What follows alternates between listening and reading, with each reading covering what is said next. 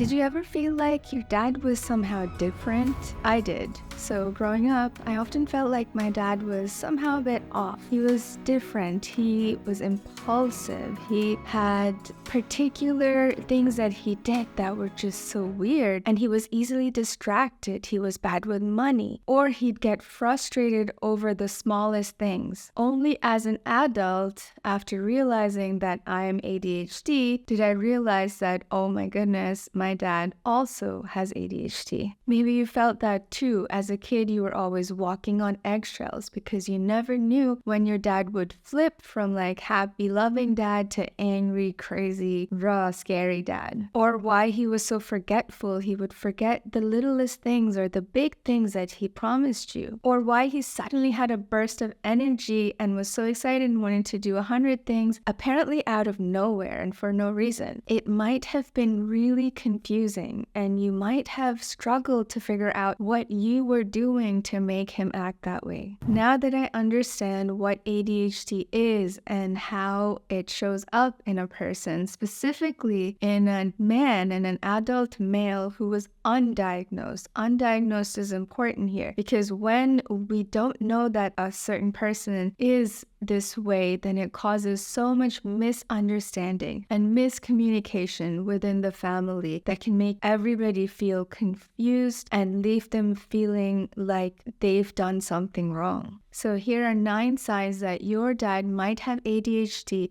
but you just didn't know. He was undiagnosed. And back then, he would have no way of knowing, and you would have no way of knowing that an adult man can have ADHD. Sign number 1, hyperactivity. This would have looked like your dad just not being able to sit still. So he always needed to move around or fidget at the dinner table, or he was so bored all the time, or he thought that you're also bored, so he signed you up for a million different activities and dragged you along to all the classes and all the things even after school. And that's because of his ADHD, he would find that boring just to stay at home and chill, and he wouldn't have allowed you the space to do that. Hand in hand with hyperactivity comes difficulty in focusing. Maybe he would start a project with you, like woodworking project, and then the moment that he hit a road bump or it got difficult or challenging, he'd just give up and like drop the whole thing, not even clean that project up or put it away, and just get up and go find the next thing to do. Blurting out thoughts. Whatever is on his mind, he would just blurt it out and say it. For example, with my dad,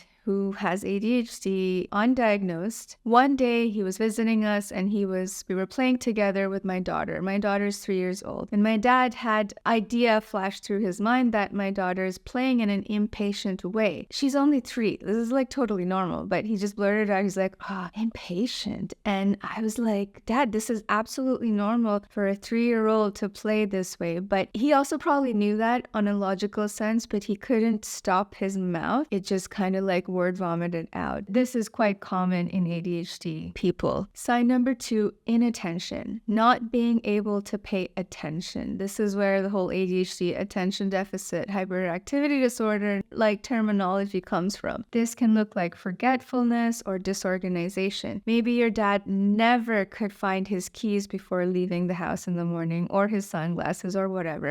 And then everybody would be running around looking for his keys. And your mom tried to help him, tried to have like a design, like a hook for where his keys would always live, or have a system in place, but he never used them and he never would have his keys when he needed them. Speaking of inattention, I'll just say it now so that I don't forget. If you're finding this video useful, then please give it a like because it helps others find it who might also benefit from learning this information. Thank you. Sign number 3, emotional dysregulation, aka meltdowns. This is why you felt like you were always walking on eggshells. You would never know what would set him off, and he'd go from one moment being happy dad to the next moment being angry and raging dad. I hate to say this, but the impulsivity and the lack of self-control that is often present in ADHD people can combine and lead to physical aggression or hitting. And I want you to know that I'm not excusing this behavior. I'm just trying to give you an understanding of what might have been happening within his body and his brain that might have led to certain behaviors, that might have led him to yell or hit. He knew logically that he shouldn't be doing this, but his body and his impulse took over and made him do things that he himself regretted and probably felt ashamed, deeply ashamed about later on. But the thing with shame and guilt is that it becomes a self-imposed prison. It becomes a self-violent act. So that would have made him so angry with himself that unfortunately that self-anger, that self-hatred would continue to come out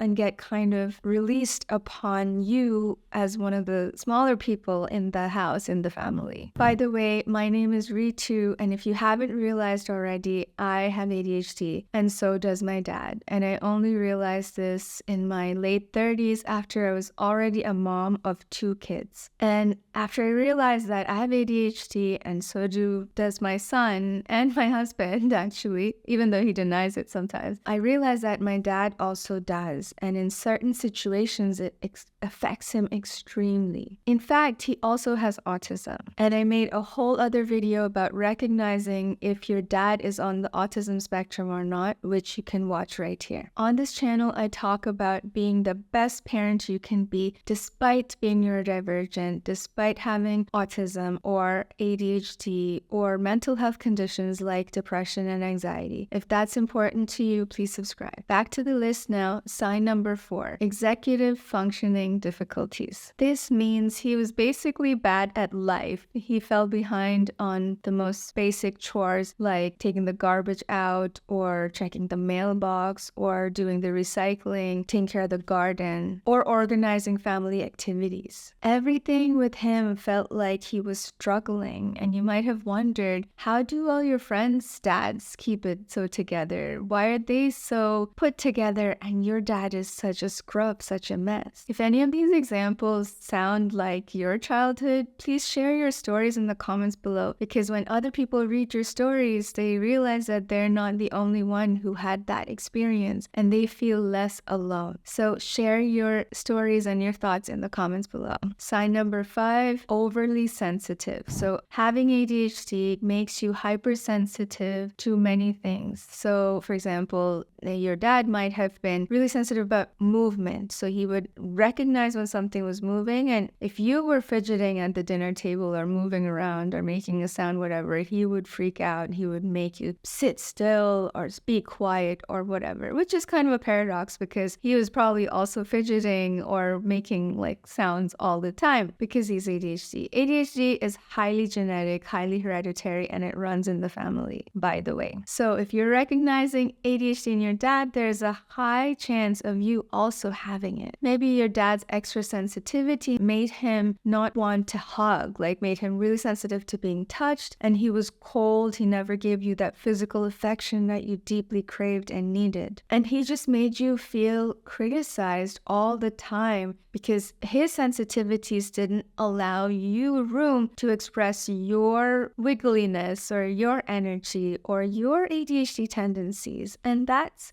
just too bad. That's a shame. By the way, if you feel like this is sort of touching upon your dad, but not quite, it doesn't fit all the descriptions that I'm sharing here, there's a chance he might also be autistic. So ADHD plus autistic. And I made a whole video about what that feels like from the inside to have both, which you can watch here. Sign number 6, difficulty with transitions. This looks like having a really hard time switching between activities. So maybe when he took you out to the playground or to some activity, he got carried away and it was really hard for him to stop that and head back home. That made both of you late for dinner, and then your mom was angry, and then there was this like conflict in the house. Sign number 7, time blindness. Always being late because he underestimated that it actually takes half an hour to drop you to school, like to drive you to school, park the car, make sure you get in the door instead of 15 minutes. So he budgeted 15 minutes, but then, well, now you're 15 minutes late. Or starting a project that in his mind takes half an hour, but in reality takes like 2 hours or 3 hours. And so he would start the thing and realize that he's in over his head, get frustrated, and just drop the whole thing and walk away. Sign number 8, procrastination. He just wouldn't start things. It would take him 100 reminders before he would just do that thing or get that thing done. Your mom would constantly be reminding him, you would constantly be reminding him, and he always seemed to have an excuse for why he hadn't started yet. Sign number 9, impulsive decision making, like super impulsivity, leads to making choices without thinking ahead or calculating what the consequences of that would be, like having affairs or making really bad investments or having a kid with another woman or very quickly splitting up with your mom or starting a new business that flops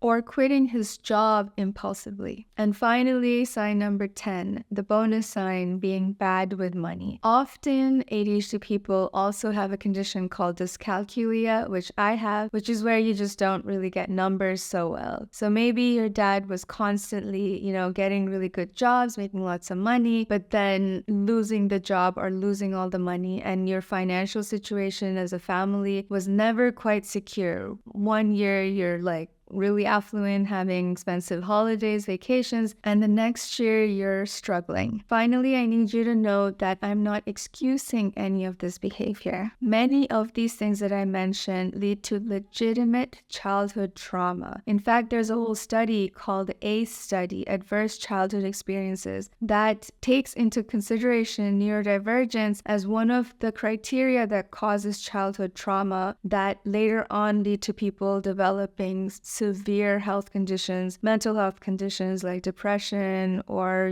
morbid thoughts, or physical stuff like diabetes, being overweight, or even addiction to harmful substances. My hope is simply that after watching this, you have a bit more understanding into why your dad might have behaved a certain way when you were a kid, and that it helps you come to peace within yourself about those experiences. And maybe start to recognize something similar in yourself and have compassion now for yourself and for your dad. And once that compassion is there, then your parenting, the way you parent your kids, becomes a little bit detangled, becomes free of the way you were parented by your neurodivergent dad, which may not have been always pleasant. With this awareness about yourself, about your unique brain, you can now make different conscious choices when it comes to parenting your own kids. Finally, if you feel like you've blown up on your kids before or you've had meltdowns in front of them, then you can watch this video here about mental health triggers. What may have triggered you, what your kid did that may have triggered you to have a really strong reaction.